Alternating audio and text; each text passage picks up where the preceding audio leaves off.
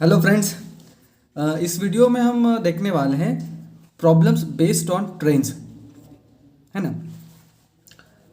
Actually इसमें क्या होता है, इसका बेस तो यही है, speed is equal to distance upon time. Normal आप कंसेप्ट अगर देखेंगे तो कैसे देखेंगे, अंदाजन आप देखते हैं कि एक डिस्टेंस है, सपोज एक सिटी है, एक सिटी से दूसरे सिटी के बीच का डिस्टेंस है 800 किलोमीटर। तो डिस्टेंस दिया होगा और हमें टाइम होगा कि हमारे पास बस 10 घंटे है या 8 ही घंटे, 800 किलोमीटर है और 8 ही घंटे हैं। तो हमारे पास क्या होगा, डिस्टेंस होगा 800 किलोमीटर और टाइम होगा 8 घंटे, है ना। नॉर्मल कैलकुलेशन, उसे हम डिवाइड करेंगे तो हमें कितनी स्पीड से चलना पड़ेगा उतने टाइम में पहुंचने के लिए, वो हमें पता चलेगा। मतलब कैसा, 800 डिवाइड बाय 8 आवर्स, मतलब हमें कितनी स्पीड लगेगी, 100 किलोमीटर्स पर आवर, है ना। ये अपना स्टैंडर्ड है एक्चुअली, जो डिस्टेंस के लिए हम कैलकुलेट करने के लिए करते हैं। उसी से सेम चीज़ हम कैसे कर सकते हैं, जैसे मैंने बताया कि अगर डिस्टेंस दिया है 800 किलोमीटर और आपके पास टाइम है सिर्फ 8 घंटा, तो आप इससे क्या निकाल सकते हैं, आप इससे स्पीड निकाल सकते हैं। 8 वन ज़ा, है ना, 8, तो स्पीड कितना मिला, 100। तो ये क्या बता रहा है, ये आपको ये बता रहा है कि आपको इतनी स्पीड से जाना पड़ेगा तभी आप 8 घंटे में पहुंच पाएंगे, है ना। ये सेम कंसेप्ट है ना। अब इसमें बस डिफरेंस क्या आता है कि प्रॉब्लम्स ऑन ट्रेन्स में डिस्टेंस की जगह पे हमें कैलकुलेट करना होता है लेंथ, है ना। एक्चुअली ये जो प्रॉब्लम्स होते हैं इसके वाले, वो बेस्ड होते हैं लेंथ के ऊपर। मतलब आप बहुत से रेयर क्वेश्चन में आपको डिस्टेंस देखेगा, ऑलमोस्ट क्वेश्चन में आपको तो मतलब डिस्टेंस ही देखना पड़ता है। डिस्टेंस एक्चुअली वो लेंथ, ट्रेन का लेंथ, तो वो कैसे करता है वो देखते हैं, है ना। उसको समझने से पहले हमें 2-3 चीज़ें इसमें समझना ज़रूरी है ना। क्यों ज़रूरी है मैं वो भी बता देता हूँ। सबसे पहला एक रूल है इसका, आप देखिए, अगर कोई स्पीड दी है, suppose x kilometre per our या 100 kilometre per our, 50 kilometre per our, जो भी हो, हम x पकड़ रहे हैं। अगर ये किलोमीटर पर आवर के हिसाब से स्पीड दिया है, लेकिन आपको क्या दिया है, लेंथ दिया है, किस में, मीटर में।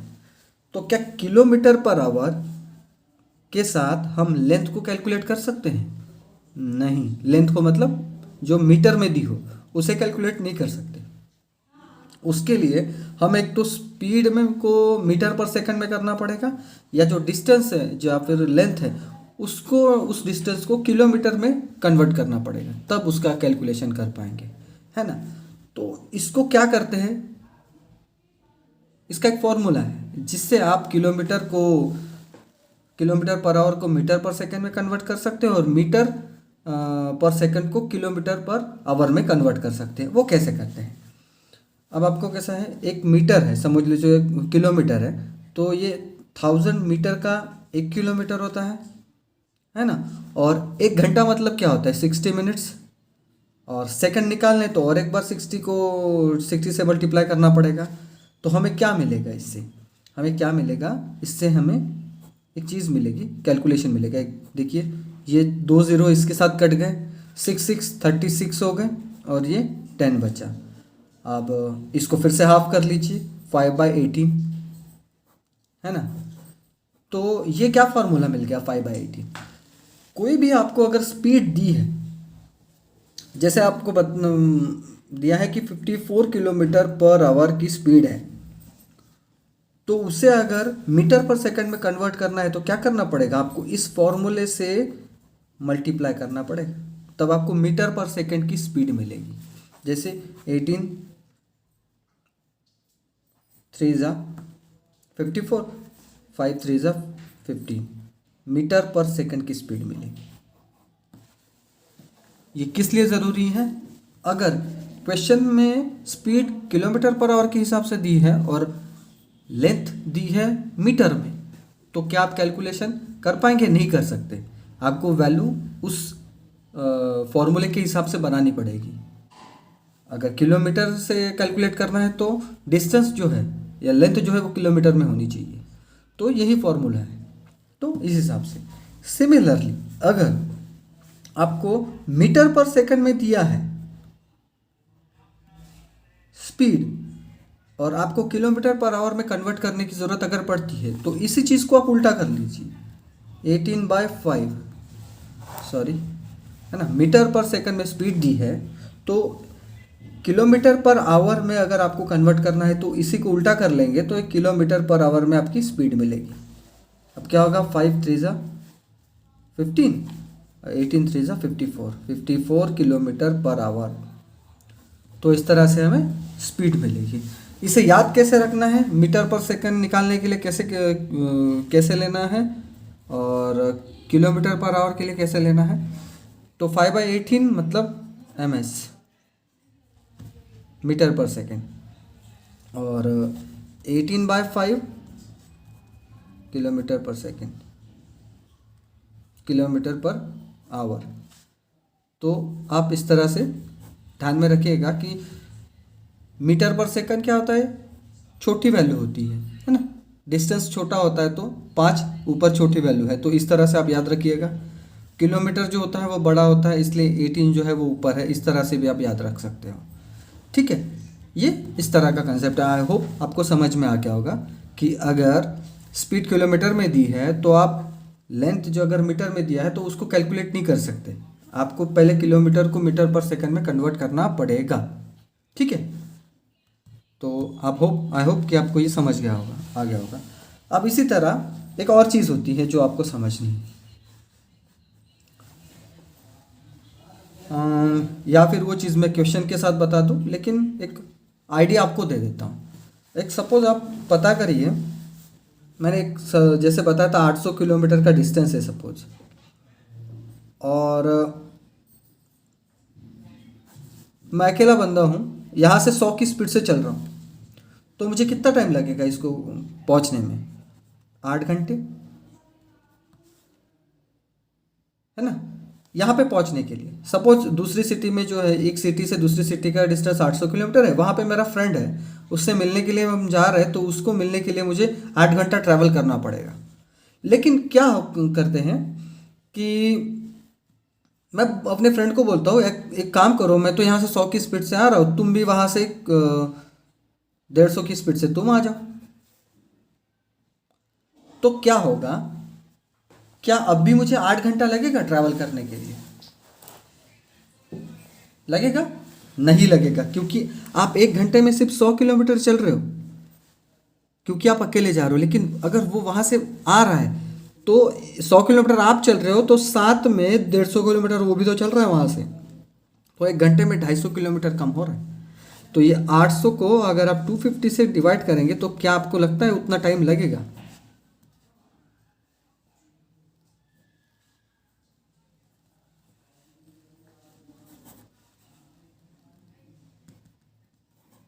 सिर्फ 3/1/5 इतने टाइम में आप वहाँ पे पहुँच जाएंगे, मतलब आप अपने फ्रेंड से मिल पाएंगे। क्यों टाइम लग रहा है? क्योंकि जब आप अपोजिट डायरेक्शन में आते हो तो आपकी स्पीड प्लस होती है ना। वो भी 150 से आ रहे हैं, आप भी 100 से जा रहे हो, तो 1 घंटे में आप 250 किलोमीटर का डिस्टेंस कवर कर रहे हो, ये ऐसा मीनिंग है इसका, है ना। लेकिन एक सिचुएशन ऐसी है कि आपको अपने फ्रेंड से मिलना था, है ना। वो एक डेस्टिनेशन पे जा रहा है, ऐसे यहाँ से निकल गया ये जगह से, और एक डेस्टिनेशन पे जाना है। अब वो निकल गया 8 बजे 100 की स्पीड से, है ना। अब ये आते आते 100 की स्पीड से यहाँ पे आ गया, है ना। ये डिस्टेंस 100 किलोमीटर 100 की स्पीड से आया, तो 1 घंटे में उसने एक डिस्टेंस कवर कर लिया। 9 बजे आपको पता चलता है कि यार मेरा दोस्त तो चला गया, मुझे उससे मिलना है, सॉरी, है ना। एक दोस्त है ये जो आपकी सिटी से निकल गया है, लेकिन आपको उससे मिलना है, और वो 100 की स्पीड से निकल गया है, तो वो 1 घंटा ट्रैवल किया 100 की स्पीड से, 100 किलोमीटर उसने कवर कर लिए। कवर करने के बाद 9 बजे आपको पता चला है कि आपके दोस्त से आपको मिलना है और वो निकल चुका है 1 घंटे पहले, तो मुझे इससे मिलना है, तो क्या करना पड़ेगा? तो आप सोचते हो कि मैं जल्दी से निकल जाऊंगा तो उससे मिल लूंगा, तो आप निकल गए 150 की स्पीड से, सॉरी,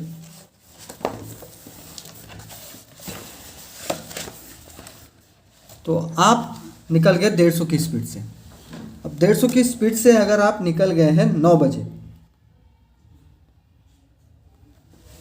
तो आप बताइए, अभी उसने तो सिर्फ 100 किलोमीटर डिस्टेंस कवर किया है और आप 150 की स्पीड से निकल गए, तो क्या आप 1 घंटे के अंदर ही उसको कैच कर लेंगे, पकड़ लेंगे? कर पाएंगे ऐसा? नहीं कर पाएंगे। क्यों नहीं कर पाएंगे? कि हर 1 घंटे में आप जब 150 किलोमीटर चलोगे ना, तो उसकी स्पीड 100 की है, तो हर 1 घंटे में 100 किलोमीटर और आपके आगे जाएगा। तो आप 1 घंटे में कितनी स्पीड कवर, मतलब कितना डिस्टेंस उससे ज़्यादा कवर कर पाओगे? सिर्फ इन दोनों का डिफरेंस, मतलब 150 माइनस 100, मतलब 1 घंटे में आप सिर्फ 50 किलोमीटर उसके पास जा पाएंगे। तो क्या होगा अगर वो 8 बजे यहाँ से निकला और यहाँ पे पहुँच गया, और 9 बजे आपको पता चला 150 की स्पीड से अगर आप निकलते हैं, तो 9 बजे वो यहाँ पे पहुँचेगा, 100 का डिस्टेंस है। अब 9 बजे के बाद अगर वो 1 घंटा और चलता है तो वो कवर करेगा 200 किलोमीटर, और आप कितना डिस्टेंस कवर करोगे इसके बीच का, मतलब 150, है ना। और फिर से जब आप एक घंटा चलेंगे तो वो पहुंचेंगे 300 किलोमीटर पे, और फिर उस दूसरे घंटे में आप पहुंचेंगे, तब यहाँ पे आप मिलोगे साथ में, है ना, तब आप भी 300 पे पहुंच जाएंगे।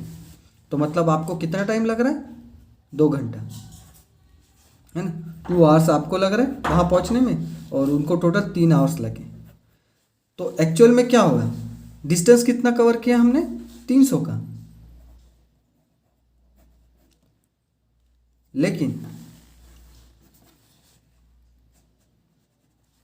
लेकिन स्पीड क्या दोनों की प्लस हुई, मतलब जैसे 150 प्लस 100, तो ये अगर 250 मिला देंगे तो क्या अपने को यहाँ पे जो 2 घंटे लगने थे आपको और 3 घंटे लगने थे अपने दोस्त को, तो क्या उतना टाइम लग पाता? नहीं।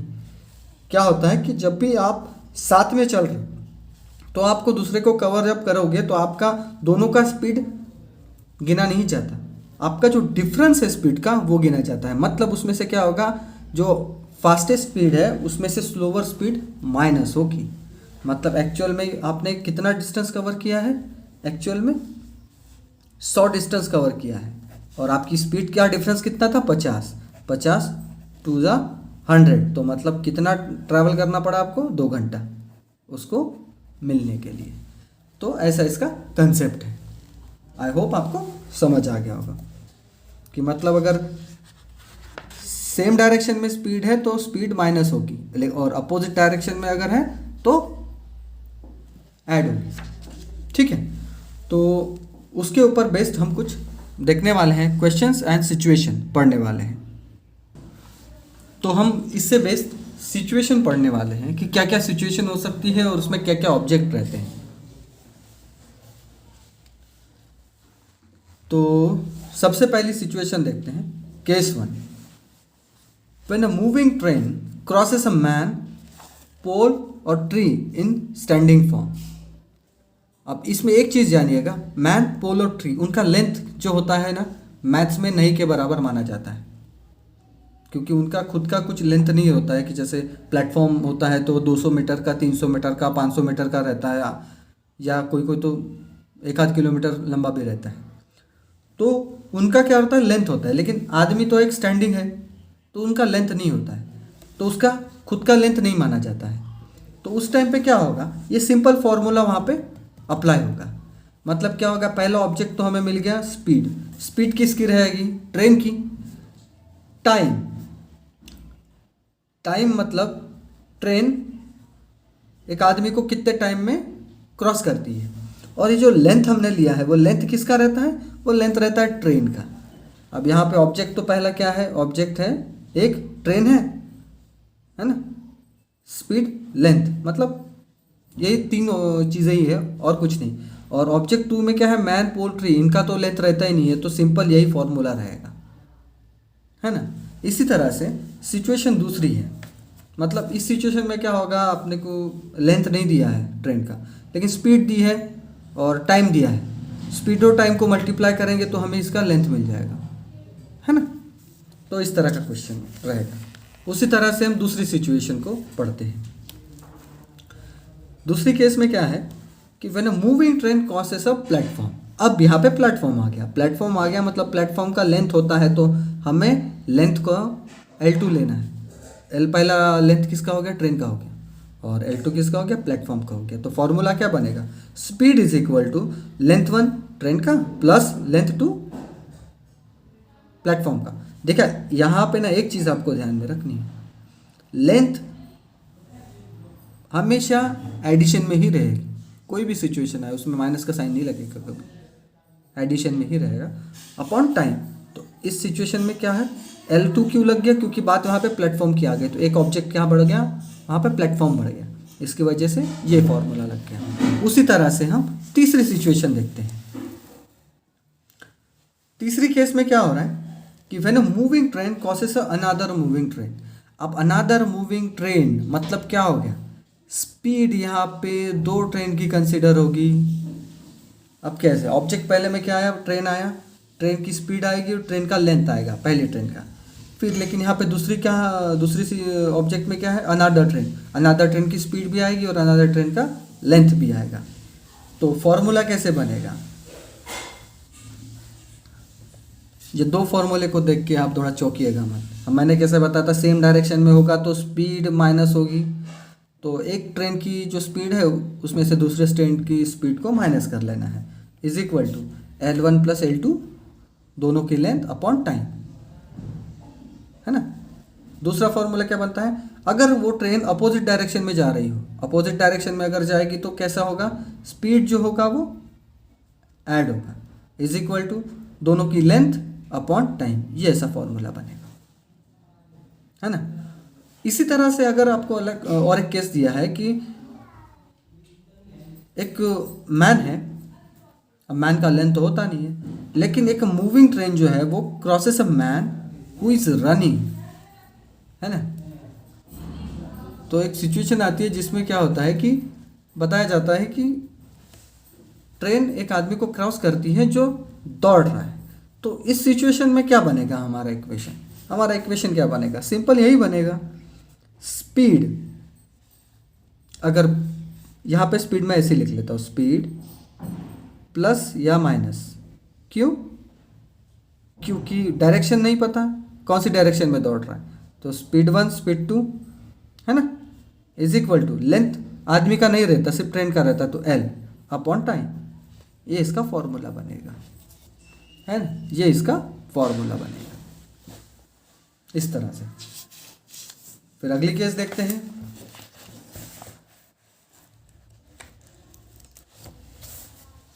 है ना, जैसे मैंने लिखा था वहाँ पे, सेम डायरेक्शन है तो माइनस होगा, अपोजिट डायरेक्शन है तो प्लस होगा। अब उसके बाद में और एक केस देखते हैं, case 5, when a moving train crosses a man who is sitting into another moving train.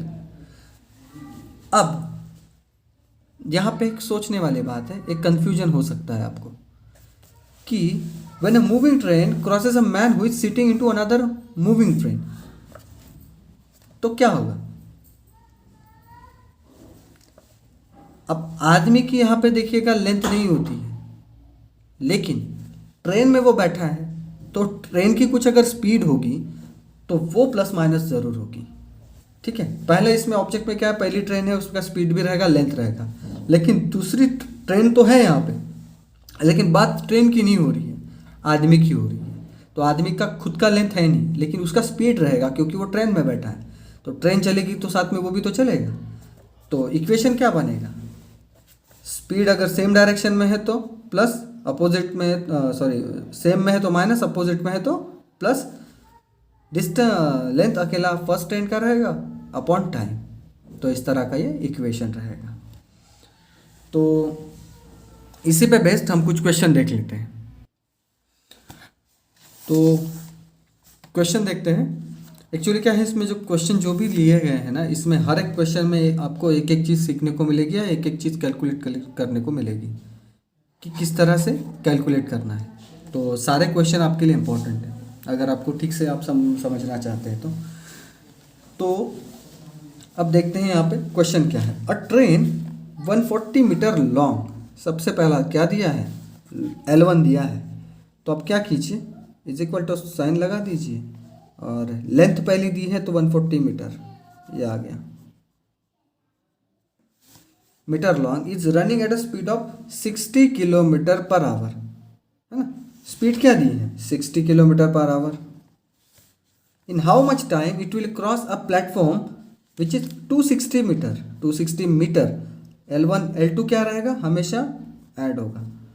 Time हमें नहीं दिया है,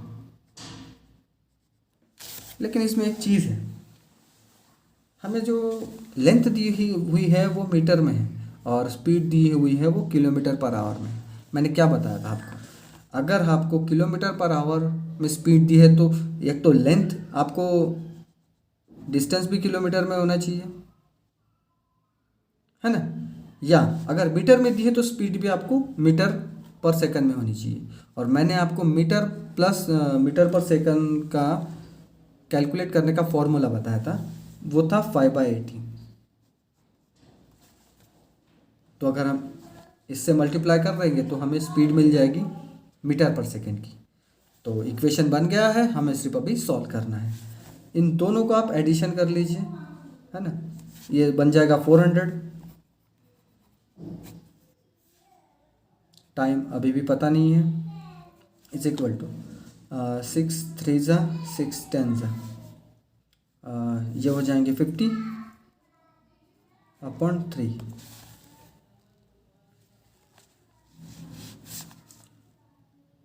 ये यहाँ से कट जाएगा, है ना। 5 8 ज़ा 40, 8 3 ज़ा 24, है ना। आप समझ रहे हैं ना कैसे कैलकुलेट हो रहा है।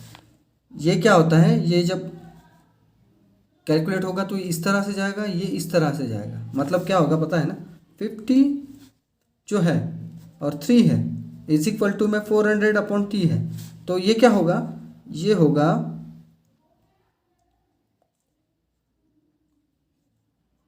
400 × 3 होगा और ये T × 50 होगा, है ना। तो हमने सिर्फ इसी को कैलकुलेट किया। 5 8 ज़ा 40, 8 3 ज़ा 24। तो टाइम इज इक्वल टू कितना मिला हमें, 24 seconds.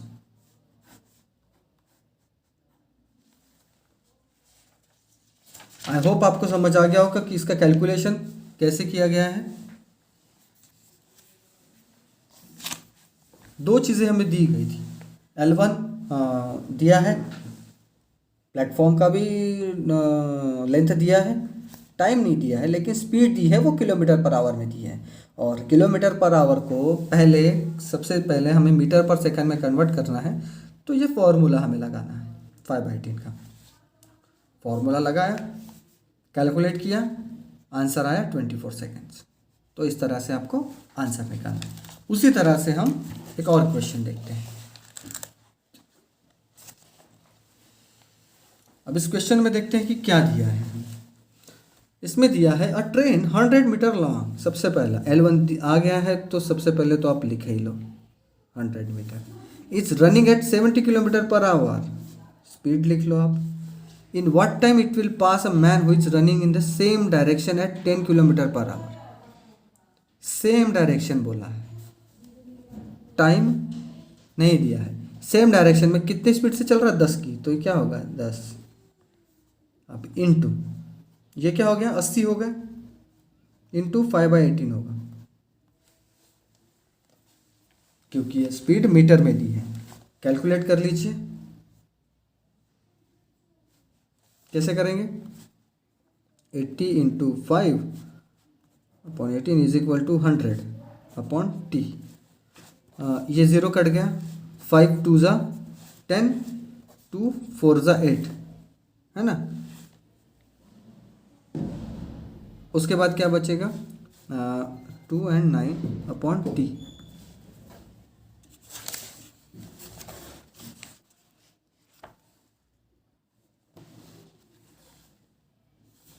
Running, sorry, same direction कहा गया है इसमें, है ना। आप देख लीजिएगा, इसमें 70 मतलब 70 - 10 होगा, मतलब 60 होगा। 5/18 = 100/t, है ना।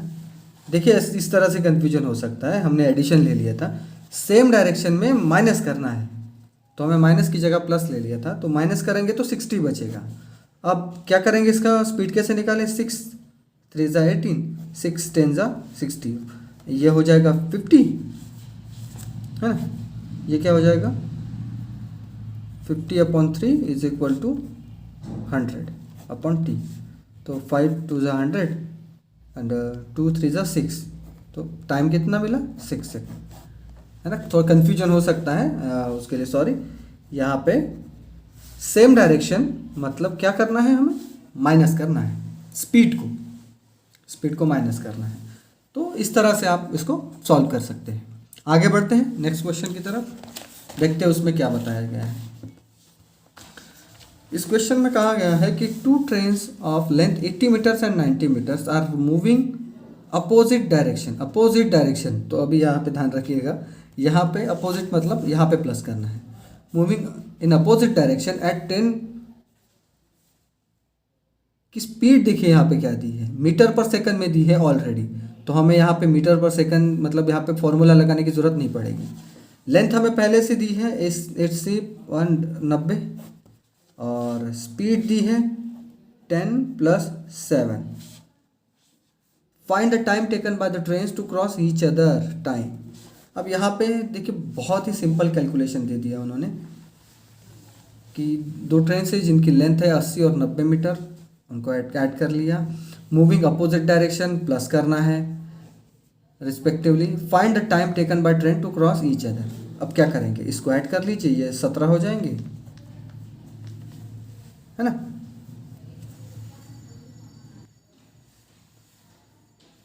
है ना, और इनको हम मिला लेंगे तो ये भी 170 हो जाएंगे अपॉन t। तो 17 17 1 × 17, तो टाइम कितना मिलेगा हमें, 10 सेकेंड्स। ये हमारा आंसर निकल के आ गया। ये बहुत ही इजी था क्योंकि हमने इसमें फॉर्मूले भी लगाने की ज़रूरत नहीं पड़ी। बस समझना क्या था है कि स्पीड में इसमें प्लस करना है कि माइनस करना है। अब अगली क्वेश्चन में देखते हैं। 2 trains of length 75 meter and 95 meter are moving in same direction at a speed of 9 meter per second and 8 meter per second respectively. Find the time taken by train to cross the slower train. क्या होगा इसमें, speed पहले से दी है, 9 + 8 कितना होगा, 17 = 75 + 95, है ना। 75 + 95 कितना बनेगा, 170 अपॉन टाइम, है ना। ये 17 =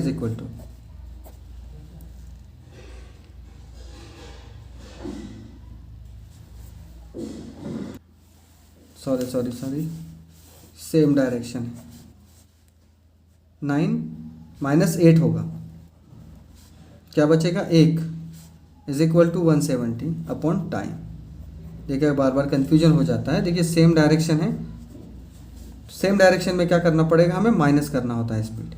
तो टाइम कितना मिलता है, 170 सेकेंड्स।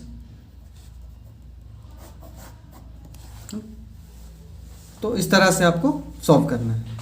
देखिएगा इसमें देखिए हमेशा कंफ्यूजन होगा, same direction minus opposite direction plus, तो बहुत सी बार कंफ्यूजन हो सकता है ना। अभी यहीं पे हम कर रहे थे, 2 बार कंफ्यूजन हो गया था।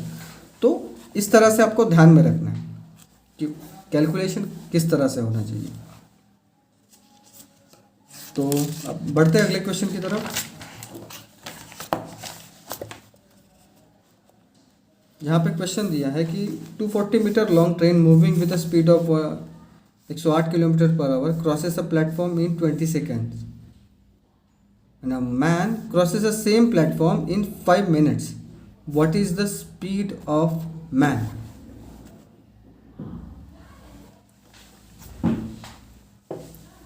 ठीक है, पहले हम इक्वेशन बिठाते हैं। ट्रेन का लेंथ हमें दी है 240 प्लस L2, प्लेटफॉर्म का डिस्टेंस पता नहीं है, कितनी स्पीड से चल रहा है, 108 की, मीटर पर सेकंड में कन्वर्ट करना पड़ेगा, तो 5/18 का फॉर्मूला लगा दिए। उसके बाद कितने टाइम में एक डिस्टेंस कवर करता है या क्रॉस करता है, 20 सेकेंड्स में। तो चलिए सॉल्व करते हैं। 18 6 जा 108, 6 5 जा 30 is equal to 240 plus L2 upon 20। इसको हम यहाँ ले जाएंगे तो ये क्या करेगा, मल्टीप्लाई हो जाएगा, तो ये क्या बनेगा, 600 is equal to 240 plus L2। अब 240 इस साइड चले जाएंगे, इस साइड चले जाएंगे तो 600 माइनस 240 हो जाएगा इज इक्वल टू L2। अब इसको इसमें से हम माइनस करेंगे तो कितना बचेगा, देखिए 600 माइनस 240 06 360, मतलब L2 कितना मिला हमें 360। तो जब हमें प्लेटफॉर्म का क्या मिल गया, लेंथ मिल गया, तो हमें कैलकुलेट करना है कि स्पीड क्या होगा जो आदमी उसमें बैठा था, या इस जो बताया कि सेम प्लेटफॉर्म इन 5 मिनट्स में क्रॉस करता है अ मैन, तो हमें निकालनी स्पीड किसकी, मैन की। तो स्पीड कैसे निकलेगी, speed is equal to length कितनी है 360, टाइम कितना ले रहा है वो 5 मिनट, 5 मिनट ले रहा है वो, लेकिन हमें स्पीड चाहिए उसकी, टाइम चाहिए सेकंड्स में। तो सेकंड्स में अगर करना है तो हमें क्या करना पड़ेगा, इसको 60 से मल्टीप्लाई करना पड़ेगा, ये 0 कट गया है ना, 6 6 जा 36, और 6 को अगर 5 से डिवाइड करेंगे तो कितना मिलेगा, 1.2 मीटर पर सेकेंड। ये हमें मिल गई स्पीड। तो इस तरह से इसे सॉल्व करना है ना। 2 इक्वेशन दिए हैं तो पहले जो चीज़ मिल रही है पहले उसे सॉल्व करना है। पहले हमें 240 मीटर उसका लेंथ में मिल गया, ट्रेन का लेंथ दूसरा नहीं था, एक ही वैल्यू मिसिंग थी, बाकी टाइम भी दिया था, स्पीड भी दी थी, स्पीड किलोमीटर पर आवर में थी, तो हमने 5/18 का फॉर्मूला लगा के मीटर पर सेकंड में स्पीड को कन्वर्ट कर लिया और उसके बाद में नॉर्मल सा कैलकुलेशन कर लिया और हमें मिल गया L2 मतलब प्लेटफॉर्म का जो लेंथ है वो मिल गया। अब लेंथ को सीधा उस मैन की स्पीड से डिवाइड कर दिया और हमें आंसर मिल गया। अब यहाँ पे एक चीज़ देखने वाली थी, देखिए कन्फ्यूजन नहीं होना चाहिए, अगर मिनट से ही डायरेक्ट कैलकुलेट करते थे तो शायद आंसर आपका 180 आ जाता है या 18 आ जाता, जो भी है 180 आ जाता। तो क्या होता उससे, कैलकुलेशन आपका रॉन्ग हो जाता है ना। 72 आ जाता आपका इसका आंसर, ये गलत हो जाता है क्योंकि ये मिनट में दिया है, मिनट में दिया है और उसको सेकंड में पहले कन्वर्ट करना पड़ेगा, तो आपको मल्टीप्लाई करना पड़ेगा 60 से। 60 से जब आप मल्टीप्लाई करेंगे तो आपको ये जो स्पीड है वो मीटर पर सेकंड में मिल जाएगा। तो यह स्पीड मिल गई, डिवाइड कर लीजिए, आपका आंसर मिल गया। अब बढ़ते हैं अगले क्वेश्चन की तरफ, देखते हैं उसमें क्या है।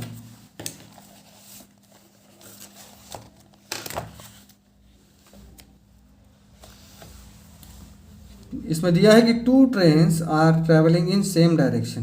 देखिए पहले हम यहाँ पे लिख देते हैं, सेम का माइनस एंड ऑपोजिट का plus. In same direction eight a speed of 37.5 kilometre per hour and 21.5 kilometre. Travelling in same direction मतलब 37.5 माइनस 21.5, ठीक है, ये मिला, ठीक है। The fastest train crosses a man who is sitting in slower train in 21 second. तो find L1। एक चीज़ यहाँ पे देखिएगा, बात यहाँ पे आदमी बैठा है ट्रेन में, लेकिन बात किसकी हो रही है? उस आदमी की। किसको क्रॉस कर रहा है? आदमी को। तो यहाँ पे क्या L2 रहेगा या दूसरी जो ट्रेन है उसका लेंथ रहेगा? नहीं रहेगा, क्योंकि बात आदमी की हो रही है यहाँ पे। तो इनको आप माइनस कर लीजिए, उसके बाद उसको 5/18 से मल्टीप्लाई करना पड़ेगा।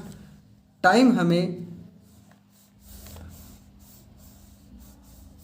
दिया है 27 सेकंड्स और निकालना है L1।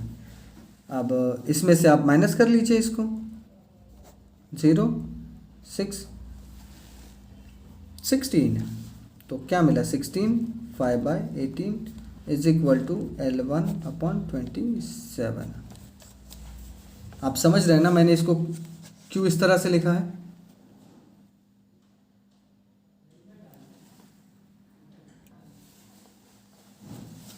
सेम डायरेक्शन था, माइनस का साइन लग गया, इन दोनों को माइनस किया तो 16 मिला। 16 को मीटर पर सेकंड में कन्वर्ट करने के लिए 5/18 लगा दिया, और उसके बाद L1 निकालना है तो L1 एज इट इज़ रहेगा, और स्पीड दी है 20, मतलब टाइम दिया है 27 सेकंड। तो अभी हमें बस कैलकुलेट करना है।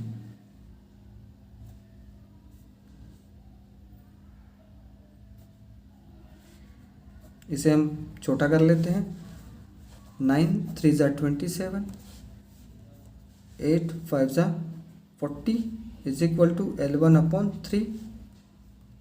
40 into 3 120, sorry 40 into 3 120 is equal to L1। तो हमें L1 कितना मिला? 120 मिला। कैसे कैलकुलेट किया आप समझ रहे हैं ना? ये 16 into 5/18 is equal to L1 27। आप ऐसा करिए वैसा करिए, कोई दिक्कत नहीं है। देखिए कैसे भी कैलकुलेट कर लिए। हमने क्या किया, पहले ये हाफ कर लिया, 2 से डिवाइड कर लिया तो ये 9 बचे, यहाँ पे 8 बचा। 9 3 ज़ा 27 और 8 5 ज़ा 40 इंटू ये 3 यहाँ पे आ जाएंगे, और ये L1 40 into 3 120 is equal to ये अपना डिस्टेंस मिल गया। तो इस तरह से इसे कैलकुलेट करना है। अब बढ़ते हैं अगले क्वेश्चन की तरफ। इस क्वेश्चन में दिया है कि N express train travel at an average speed of 100 km/h, stopping for 3 minutes after every 75 kilometers. How long it will take to reach its destination, है ना? तो ये पूछा है कि एक ट्रेन जो है वो एक कांस्टेंट स्पीड से चल रही है 100 की, लेकिन क्या हो रहा है कि हर 75 किलोमीटर के बाद वो रुक रही है 3 मिनट के लिए। तो 600 किलोमीटर उसको ट्रैवल करने के लिए कितना टाइम लगेगा? तो क्या कर रहे हैं, क्या करना है इसमें? एक पहली चीज़ तो आप कर लीजिए कि ये कितनी बार रुकेगा, ये हमें पता करना पड़ेगा। कितनी बार रुकेगा ये?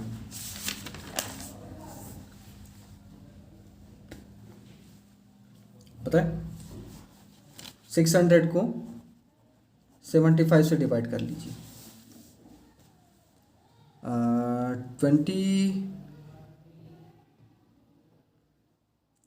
5 ज़ा 3 25 इंटू 3 75 एंड 6 ये 24 आएंगे, और 25 इंटू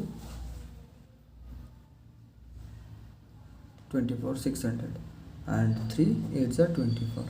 मतलब इस डिस्टेंस को कवर करते समय ये गाड़ी कितनी बार रुकेगी? 8 बार।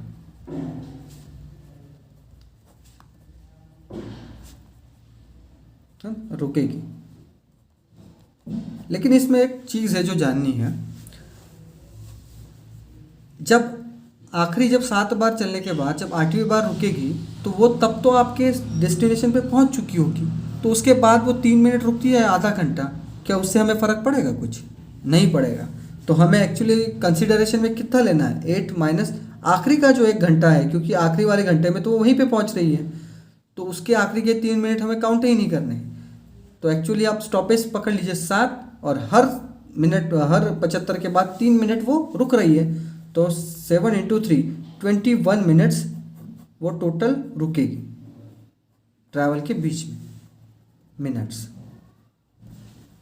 एंड अब उसमें दूसरी चीज़ क्या आती है कि कितने स्पीड से चल रही है गाड़ी। 600 का डिस्टेंस है, 100 की स्पीड से। अगर वो नहीं रुकती है और सीधा सीधा चलती है तो कितना घंटा लगेगा उसको? 6 आवर्स। तो 6 आवर्स में तो वो पूरा पहुंचेगी, लेकिन इसके बीच में वो कितना टाइम रुकी है? 21 मिनट्स। तो आंसर क्या आएगा?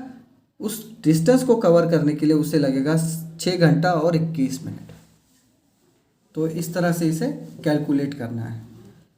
मतलब आप समझ लीजिए, एक ट्रेन हर 75 के बाद में, देखिए 600 है ये, एक 75 पे रुकी, यहाँ पे 3 मिनट रुकी, फिर 75 चली 3 मिनट रुकी, फिर 75 चली 3 मिनट रुकी, फिर 75 चली 3 मिनट रुकी, फिर 75 चली 3 मिनट रुकी, है ना।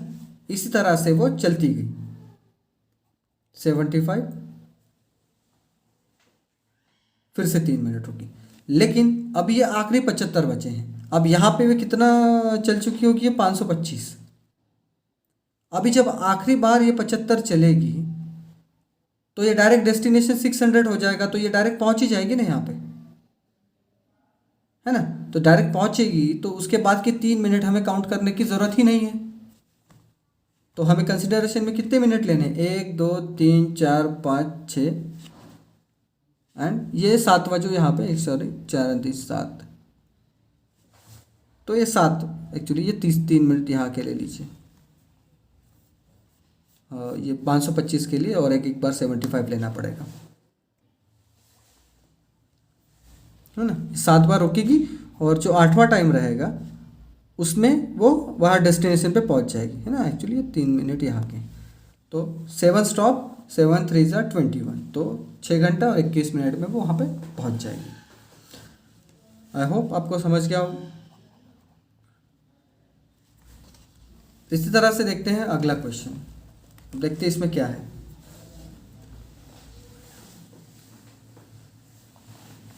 इसमें दिया है कि 2 station A and B are 110 kilometre apart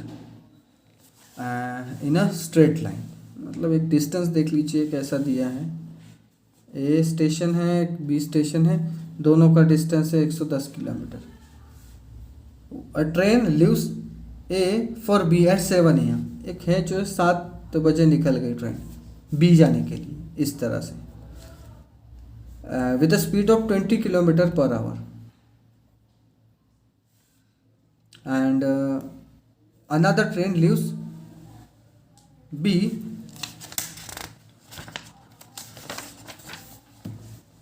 sorry question थोड़ा सा लिखा नहीं है पूरा, तो एक्चुअली क्वेश्चन थोड़ा सा पूरा लिखा नहीं गया था।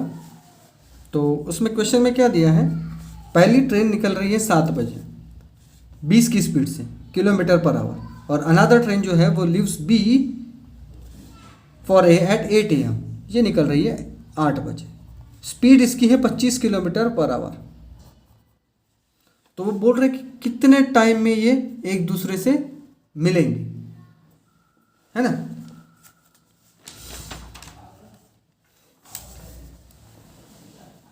तो क्या रहेगा डिस्टेंस?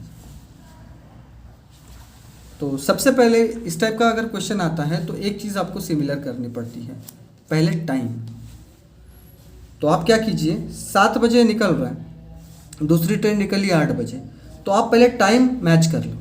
7 बजे निकल गया तो उसने क्या कर लिया होगा, 110 में से 20 किलोमीटर चल चुका है, तो डिस्टेंस कितना बचा है? 90। आप 90 में इस 90 को जो डिस्टेंस है उसको कवर करने के लिए कितना टाइम लगेगा? इन दोनों की स्पीड, अब बताइए यहाँ पे प्लस लगेगा या माइनस, क्योंकि ये यहाँ से जा रहा है और वो वहाँ से आ रहा है, तो अपोजिट डायरेक्शन में चल रहे, तो स्पीड क्या होगी? प्लस होगी 25। तो स्पीड होगी 45 की टोटल मिला के, और ये डिस्टेंस रहेगा 90। तो 90 45 2 90, मतलब 2 आवर्स में ये उनसे मिलेंगे। कौन से 2 आवर्स? 8 बजे के बाद के जो टाइम है उसके 2 घंटे बाद मिलेगा। मतलब यहाँ से 8, 9, 10, मतलब 10 बजे वो मिलेंगे एक दूसरे से। तो ये इस तरह का क्वेश्चन है। आई होप कि आपको समझ आ रहा होगा।